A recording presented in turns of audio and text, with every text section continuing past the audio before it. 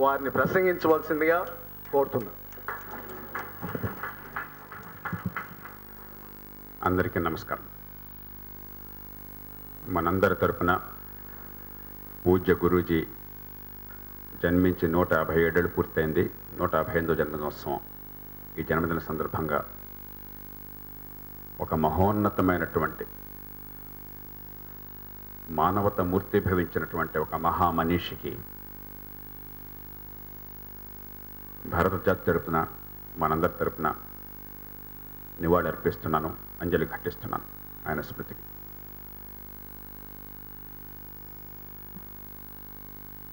భారతీయ సమాజంలో ఉన్నటువంటి అసమానత కానీ, కులతత్వం కానీ, అస్పృశ్యత కానీ, వివక్ష కానీ దీన్ని చాలా వేల ఏళ్ళుగా గుర్తించారు.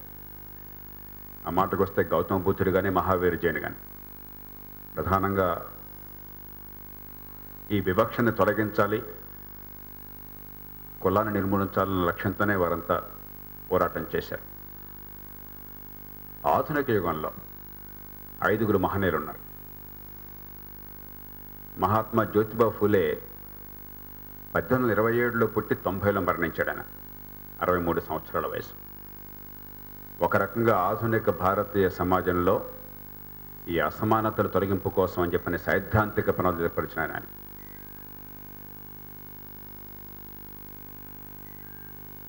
బాపూజీ 69లో పుట్టి 48లో తుపాకీ గుళ్ళకు బలయ్యారు. కుల నిర్మూలన కోసం ఆయన పోరాడలా, కానీ అస్పృశ్యత పోవాలని గట్టిగా పోరాడాడు.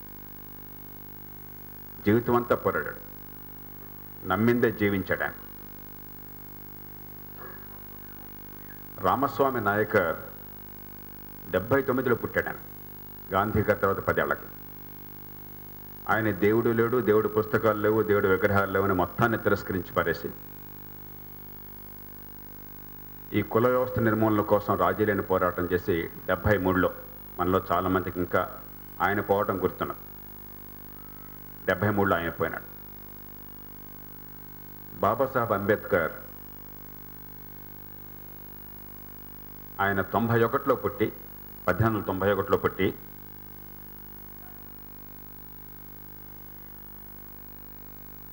కేవలం మతాన్ని సంస్కరించడం చాలదు, రాజ్యాన్ని సంస్కరించాలని చెప్పిన లక్ష్యంతో ఒక బలమైన మతాతీతమైనటువంటి రాజ్య వ్యవస్థ పునాదులు వేసి వివక్షలైన సమాజం సృష్టి కోసం ఈవేళ రాజకీయ సిద్ధాంతాన్ని సర్వవ్యాప్తం చేశారు. 1956లో ఆయన పోయినాడు. ఆయన పోయిన సంవత్సరం ఆయన పుట్టింది. కానీ వీరందరూ కూడా సాధించలేనటువంటి నిజమైన విజయం కేవలం పూజ్య నారాయణ గురు సాధించారు. అందుకే భారతీయ చరిత్రలో మనమంతా నిజంగా గర్వించదగ్గ మహోన్నతమైన వ్యక్తి నారాయణ గురు. మిగతా వాళ్ళు ఆయనకి ఏమాత్రం తగ్గకుండా చాలా ఉదాత్తమైన ఆశయాలు, ఆలోచనలు, ఆర్తి, జీవితంలో పోరాటం, త్యాగం, దానిలో వారెవరకు నారాయణ గురు తీసిపోయిన వాళ్ళు కాదు.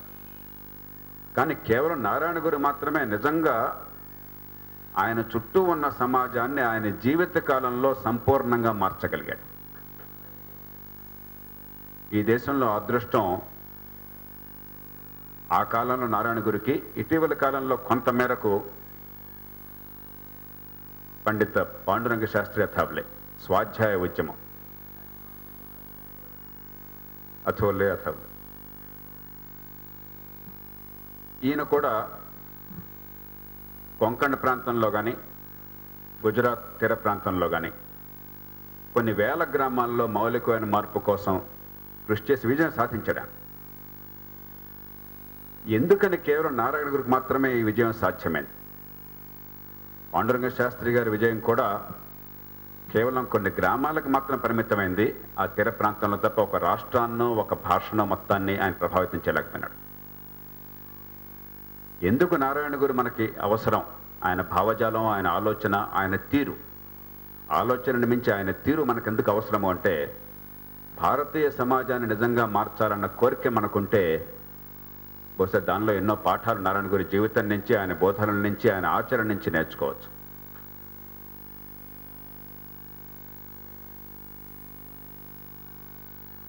ఆయనలో ఉన్న అసాధారణమైన విషయం ద్వేషాన్ని పూర్తిగా జయించాడు ఆయన. ఒక వికృతమైన సమాజంలో వివక్షకు గురై నిరాదరణకు గురై గుండెల్లో ఎంత కోత ఉన్నా ఎంత బాధ ఉన్నా కూడా ద్వేషాన్ని పూర్తిగా జయించి ఆయన ప్రేమని పంచగలిగాడు. ఒక ఉద్యమం దీర్ఘకాలంగా మనగలగాలి అంటే, ఒక జాతి మొత్తాన్ని ప్రభావితం చేయాలి అంటే, సమాజం మొత్తాన్ని మార్చాలంటే మొట్టమొదట ఖచ్చితంగా ద్వేషాన్ని జయించి తీరవలసిందే, ప్రేమని పంచవలసిందే. అది లేకుంటే ఎంత బలమైన భావనలైనా కూడా ఆ మనిషి ఉన్నంతకాలం, ఆ మనిషి చుట్టూ కనిపిస్తున్నంతకాలం, నడుస్తున్నంతకాలం మనకేదో కొంత స్ఫూర్తి ఉంటుంది, కానీ అది తరతరాలుగా మన జీవితాన్ని ప్రభావితం చేయదు, జాతిని మార్చదు. రెండోది సత్యాబాయ్ గారు చెప్పారు, ఆయన మతాన్ని ఆధునికీకరించాడు. He సెక్యులరైజ్డ్ religion. ఒక అసాధారణమైన ప్రయోగం అది.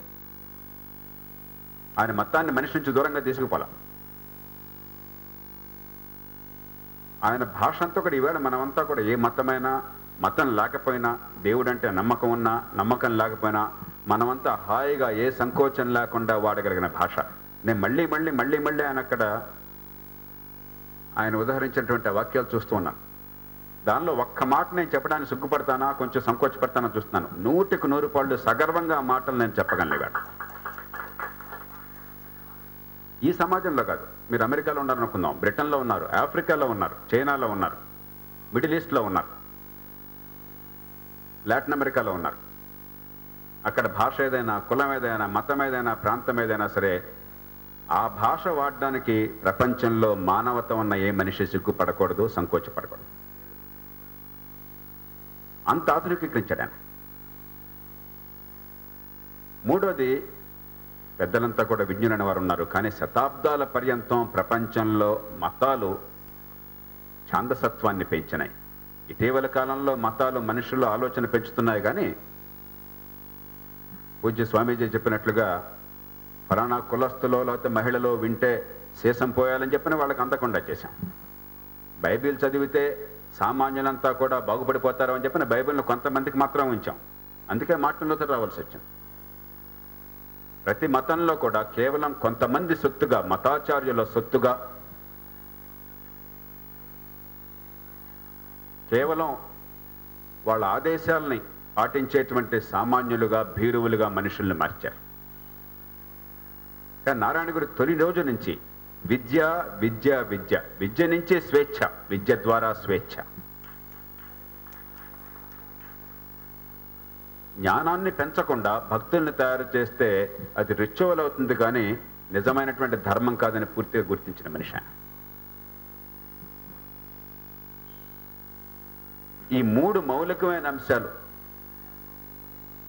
ఆయన ధార్మిక చింతనతో కలపటం వల్లనే కేరళ సమాజాన్ని, 7వ కులస్తుల్ని, ఒక తరం కాలంలో అస్పృశ్యతకు గురైనటువంటి ఒక కులం మొత్తాన్ని కూడా దాని నుంచి బయటకు తీసుకొచ్చే ఆత్మస్థైర్యాన్ని, ఆత్మగౌరవాన్ని పెంచి విద్య ఇచ్చినటువంటి దాఖలా దేశ చరిత్రలో ఒక నారాయణ గురు ద్వారా తప్ప ఇంకోటి జరగల. అది కేవలం 7వ కులాన్ని మాత్రం మార్చల, కేరళ సమాజం మొత్తాన్ని మార్చింది.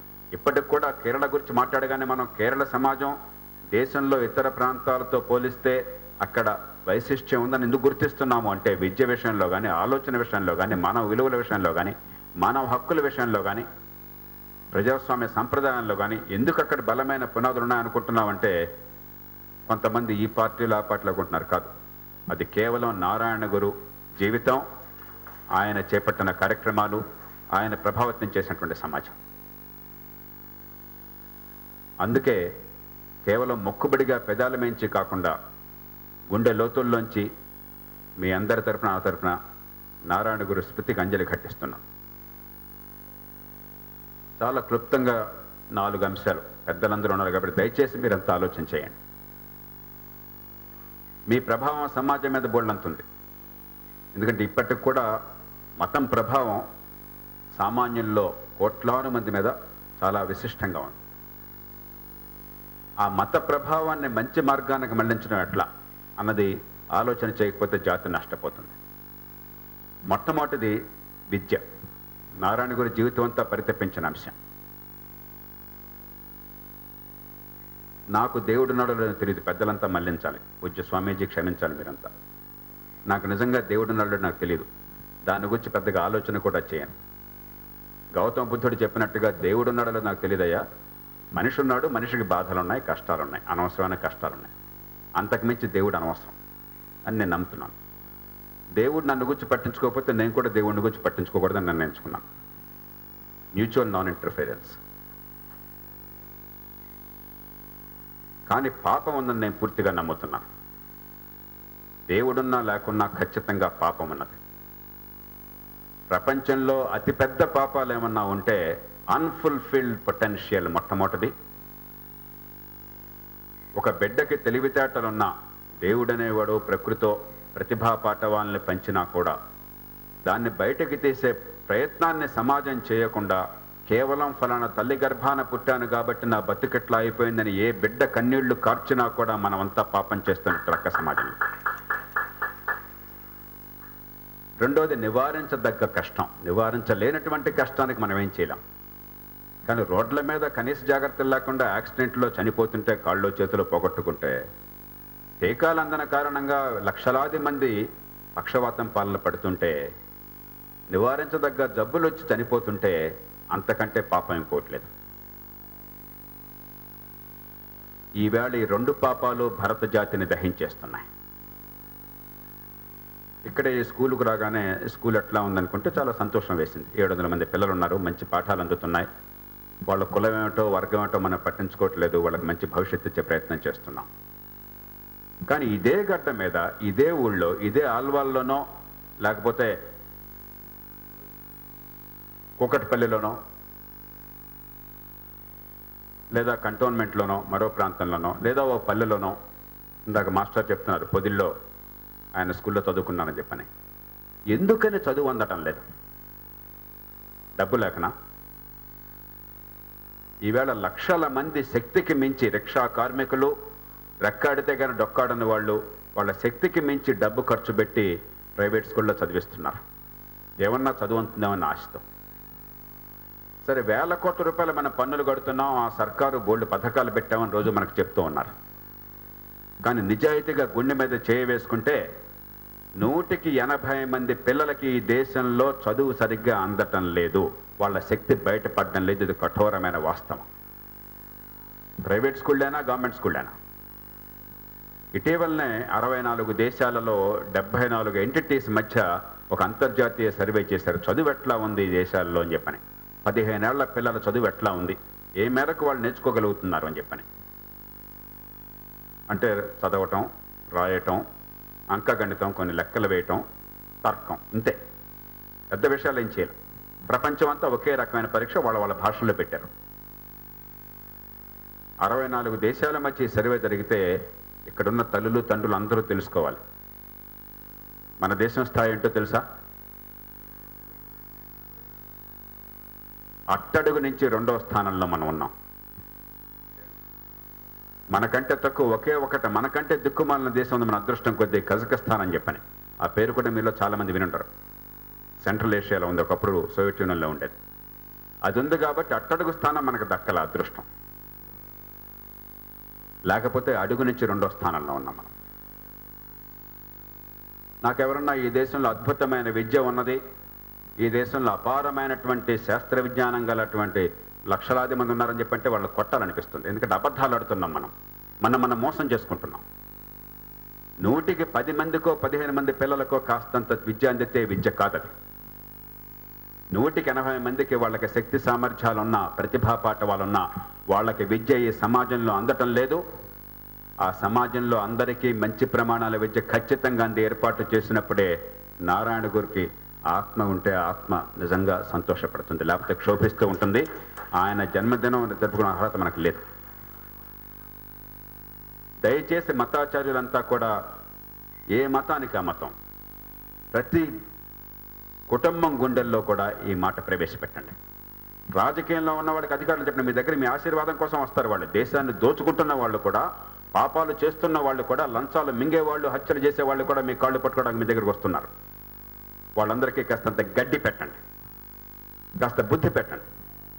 అరే నువ్వేమన్నా బుద్ధి ఉన్నట్టయితే ఒక అధికారిగా కానీ ఒక నాయకుడిగా కానీ ప్రతి బిడ్డకి చదువుంచి ఏర్పాటు చేసి నా దగ్గర రా, అప్పుడు దేవుడు నేను క్షమిస్తాడు తప్ప నిన్ను అదర్వైజ్ క్షమించడం చెప్పండి గట్టిగా, నిర్మోహటంగా చెప్పండి. మతానికి అర్థాన్ని మార్చండి. ఈ దేశంలో పుట్టిన ప్రతి బిడ్డకి, అన్నం పనురు అమాయక పాపలకి, కేవలం ఫలానా తల్లి గర్భాన పుట్టాను కాబట్టి చదువు అందే అవకాశం లేకపోతే ఏ దేవుడిని గురించి మాట్లాడతాం మనం? ఏ దేవుడికి మనం బాధ్యత చెప్పాలి? ఎవరు తప్పింది? మతం దీన్ని పట్టించుకోకుండా మతం అంటే విద్యని మించి అతీతమైందని భావించినట్టయితే మీరు పాపం చేస్తున్నారని బహిరంగంగా ఈ మాట చెప్తున్నాను. దయచేసి ఈ సమాజానికి ఈ మాట చెప్పండి, ఈ బుద్ధి తీసుకురండి. కేవలం కొంతమంది పిల్లలు బాగా చదువుకుంటే చాలదు, ప్రతి బిడ్డ శక్తి సామర్థ్యాలు వెలికి రావాలి సమాజంలో. రెండోది, నారాయణ గురి జీవితం అంతా కూడా వివక్ష లేదు, పుట్టుకతో బిడ్డలు సమానం అని చెప్పని ఈవేళ మనం రోజు చేస్తోంది ఏమిటి?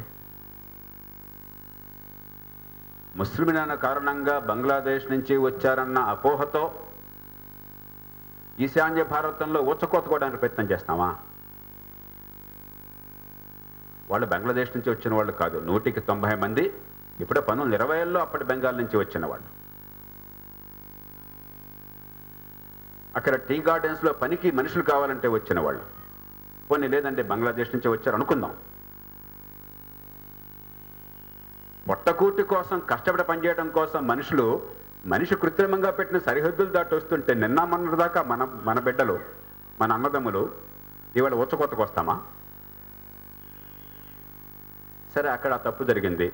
ఈశాన్య భారతం నుంచి ఇక్కడ హైదరాబాదులో, బెంగళూరులో, కోచిలో ఆ ఈశాన్య భారత పౌరులు ఇక్కడ బతుకుతున్నారు.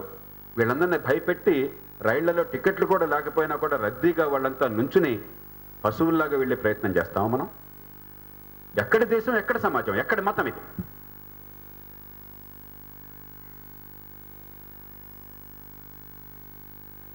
ప్రపంచంలోనే ఎల్లలు పోవాలి మొర్రం అని కోరుకుంటుంటే ఈ దేశంలోనే ఈ కులం, ఈ మతం, ఈ భాష, ఈ ప్రాంతం అని చెప్పని అక్కడి నుంచి ఇక్కడికి వస్తే నేను ఊరుకోను, నేను అక్కడికి వెళ్తే భయపడుతూ బతుకుతాను అనే వాతావరణం సృష్టించి ఇంకా మతం ఎందుకు? ఆ విద్య ఫ్రీడమ్ ఇవ్వకపోతే, మనిషిలో ఉన్న భయాన్ని పోగొట్టకపోతే, దేశంలో ఎక్కడైనా తలెత్తుకు బతికి ఏర్పాటు చేయకపోతే, నావాడు పరాయివాడు అన్న అంతరాన్ని తొలగించకపోతే ఎందుకు ఆ సమాజం, ఎందుకు ఆ విద్య, ఎందుకు ఆ మతం? మతాచార్యులు ఈ విషయం గురించి మాట్లాడతారని నేను చాలా ఆశించాను.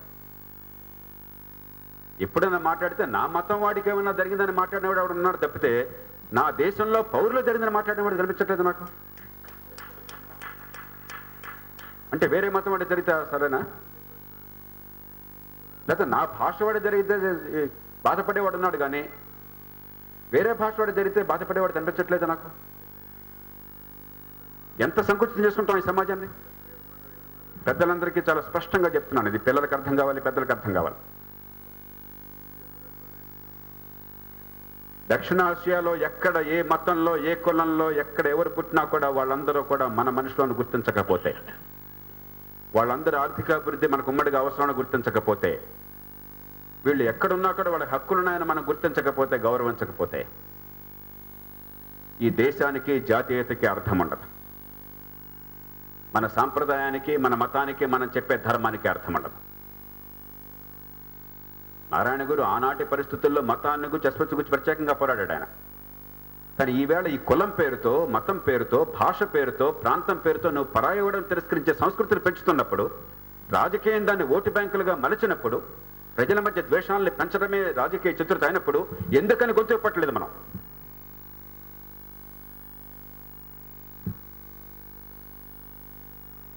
మూడో అంశం, ప్రతి మతం చెప్పేది మనిషిలో కాస్తంత నమ్రత పెంచుకోవాలని, మనిషికున్న వనరుల్ని, శక్తిని 10 మంది మంచి కోసం ఉపయోగించాలని. ఒక్కసారి హైదరాబాద్ నగరంలో పెళ్లిళ్ళు చూడండి మతాచార్యులు, ఒక్కసారి పెళ్లిళ్ళు చూడండి, ఎంతెంత ఖర్చు పెడుతున్నారో చూస్తున్నారా? సామాన్య ప్రజలను అవమానిస్తున్నారే. మనకి జీవితం మొత్తంలో ఉన్న వనరులన్నీ కలిపినా కూడా వాడి పెళ్లికైన ఖర్చుకు మనం తోగమే. ఆ రకంగా అంగరంగ వైభవంగా కోట్ల రూపాయల పెళ్లిళ్ళు ఖర్చు పెట్టి, దుబారా ఖర్చులు పెట్టి, వాళ్ళ అహంకారాన్ని చూపెట్టి మన అవమానిస్తున్నారే, కించపరుస్తున్నారే జాతిని, జాతి వనరులు వృధా చేస్తున్నారే. ఈ వృధాన్ని అరకట్టండి. మనిషి సంపాదన తప్పు కాదు, ఎన్ని కోట్లైనా సంపాదించవచ్చు. అవకాశం ఇస్తే సమాజం నీతివంతంగా ప్రజలకి సేవలు అందించి మీరు సంపాదిస్తే అది మంచిదే. నిజమైన సంపద సృష్టి చాలా పవిత్రమైన కార్యక్రమం. కానీ దోచుకున్న డబ్బంతా కూడా కోట్ల రూపాయలు ఆడంబరంగా ఖర్చు పెట్టి ఆరోపణలో వాళ్ళ ప్రభను పెంచుకోవాలని ప్రజలను అవమానిస్తుంటే, సమాజాన్ని చాలా కర్కశంగా మారుస్తుంటే, ఆ చిన్నారుల మనస్సుల్లో ఏదో రకంగా కోట్లు సంపాదిస్తే నేను పెద్దవాడిని, నేను నిజాయితీకి ధర్మానికి నిలబడి 10 మందికి పనికొచ్చే పని చేస్తే పనికిరాని వాడిని అన్న భావాన్ని ఆ చిన్నారి మనసుల్లో పెడుతుంటే ఏం మతం, ఏం కులం, ఏం సమాజం? నాకు ఈ పెళ్ళిళ్ళకి వెళ్ళాలంటే గుండె అవిసిపోతున్నది. కొన్ని సందర్భాల్లో మరీ ఈ భాష మాట్లాడితే సమాజంలో ఉన్నాం కాబట్టి పిచ్చివాళ్ళ చూస్తారని చెప్పని మౌనంగా ఊరుకోవాల్సి వస్తుంది. చాలా పెళ్ళిళ్ళు అవి చూడలేక, అలాంటి పెళ్ళిళ్ళకి వెళ్ళలేక నేను మౌనంగా ఇంట్లో కూర్చోవాల్సి వస్తుంది. దయచేసి మతాన్ని మీరు విస్తృతపరచండి. మీరు ఎలాంటి ఆదర్శవంతమైన జీవితాన్ని గడుపుతున్నారు స్వామీజీ, ఆ ఆదర్శవంతమైన జీవితాన్ని సమాజంలో అందరికీ చెప్పండి. మీరు డబ్బు సంపాదించండి, కానీ చాలా నిరాడంబరంగా బతకండి అయ్యా, వృధా ఖర్చును అరికట్టండి, పక్క వాళ్ళకి కన్నెరయ్యేట్టు చేయపోకండి, ఆ డబ్బుని సమాజాన్ని ధర్మకర్తగా ఉపయోగించండి, సమాజంలో 10 మంది కోసం అని చెప్పండి. అప్పుడు మతం గురించి మాట్లాడే అర్హత వీళ్ళందరికీ ఉంది. కానీ మతం పేరు చెప్పి మతాచార్యుల దగ్గరికి వెళ్ళి సమాజాన్ని ఇలాగా దగా చేస్తున్న వాళ్ళని మనం గౌరవించడం చాలా హీన సంస్కృతి. ఇవాళ చాలా పరుషంగా మాట్లాడుతున్నాను. సాధారణంగా నేను పరుషంగా మాట్లాడిన ఆవేశం తెచ్చుకోను, కానీ కొన్ని సందర్భాల్లో పరుషత్వం అవసరం. నిజంగా పూజ్య గురూజీ ఆశయాలకు మనం అందరూ అంకితమైనట్లయితే దీని గురించి ఆలోచన జరగాలి. మతాచారులు ఈ ఆలోచన పట్టించుకుంటే జాతి మారుతుందని విశ్వాసంతో ఈ మాట చెప్తున్నాను. చివరి మాట మళ్ళీ సత్యాబాయి గారి మాట. మతాన్ని నిరంతరం ఆధునికీకరించకపోతే, ఆ మతాన్ని రిచువల్గా మాత్రమే ఉంచి, మతం అంటే ఇదేదో జాతుల మధ్య పోరాటంలాగా మార్చి ఒకళ్ళ మీద ఒకళ్ళకి ద్వేషాన్ని పెంచే ఏర్పాటు చేసినట్టయితే ఒకళ్ళ వేళ్లతో మరొకళ్ళు కళ్ళు పొడుచుకుంటాం, లోకం అంతా గుడ్డిదవుతుంది. కాబట్టి మతాన్ని తర్కం వైపుకి నడిపించండి.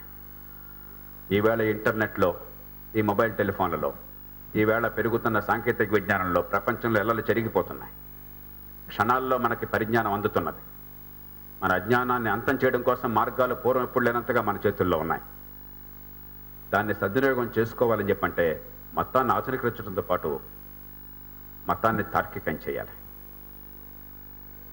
మతం తర్కానికి అతీతమైనదిగా భావించి తర్కం లేనిదంతా మతం అన్నట్టయితే అన్యాయం అవుతుంది. తర్కానికి అందని అంశాలు ఉన్నాయి, దాని గురించి మీరు పట్టించుకుంటే మేము సంతోషిస్తాం. కానీ తర్కాన్ని తిరస్కరిస్తే మతం అంటే నేను ఒప్పుకోను. అలాంటి మతాన్ని మనం తిరస్కరించాలి. మతాన్ని తార్కికం చేయండి. ఈ 4 అంశాల మీద విద్య, ఈ దేశంలో ఆ మాటకొస్తే దక్షిణాసియా ఖండంలో, ఆ మాటకొస్తే ఇంకా పెద్ద మనసు, మనకు ఇంకా ఆలోచన ఓపిక ఉంటే ప్రపంచంలో మనిషి ఎక్కడైనా సరే